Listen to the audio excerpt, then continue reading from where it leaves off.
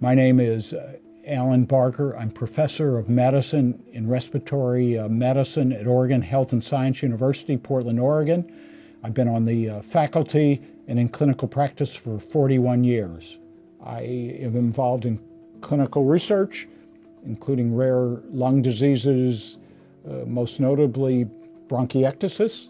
Bronchiectasis is a chronic disease. It starts with a patient who has had recurrent respiratory tract infections, a chronic cough, usually accompanied by sputum production with that coughing. And then the so-called gold standard or key is a chest image, usually one of these high-resolution CTs, that shows findings of bronchiectasis. That is, the damaged airways that are dilated or larger than they should be, and often filled with mucus, or certainly show the thickened walls of inflammation.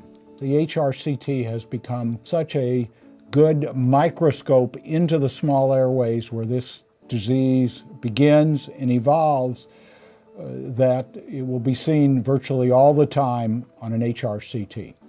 The bronchiectasis patient is elderly, or at least senior citizen age, and they often are dealing with other chronic diseases. Trying to deal with another one makes them particularly difficult in clearing out the mucus and inflammatory debris that is accompanying bronchiectasis.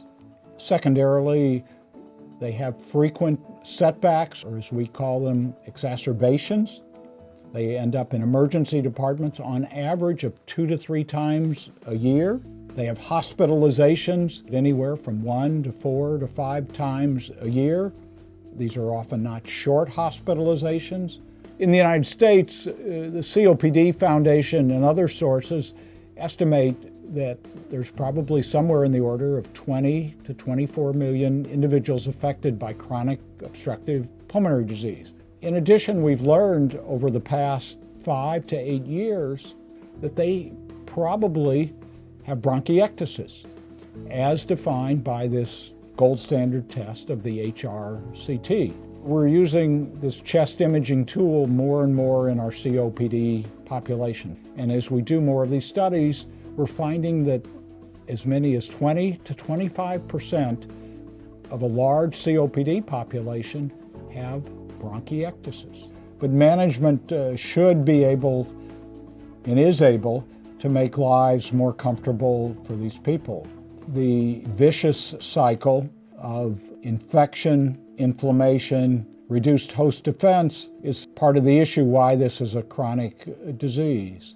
But each of our treatments are focused on each of these elements of that cycle in an attempt to reduce infectious episodes, keep the inflammation down, and bolster the host defense. First, we need to pay attention to infection with the use of antibiotics. But the most important part in these patients is getting it out, getting the infection out, getting the possibly toxic mucus out. In many individuals, cough is just not effective. So we need to rely on physical measures. And that leads us to a discussion of airway clearance or bronchial hygiene.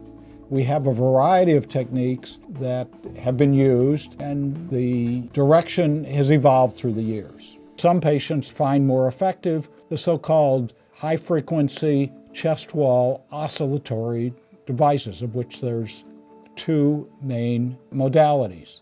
The pneumatic or bladder type device has been available for almost 30 years. The device requires attached tubing to provide the pneumatic compression.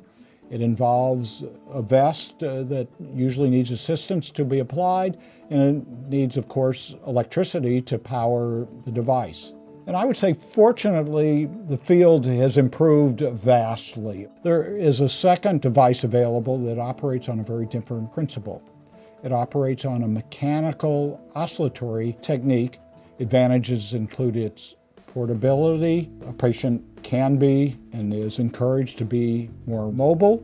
and the number of oscillations can be dialed for comfort, and the areas for directed mechanical oscillation can be adjusted for those areas that need more attention. In summary, the management of bronchiectasis returns us to the vicious cycle and interrupting that cycle. Airway clearance is crucial during the acute stages of an exacerbation, in the hospital, and to be followed during home management as well. Daily, if not more often, following a management strategy are the keys to living a relatively healthy and reasonable life with bronchiectasis.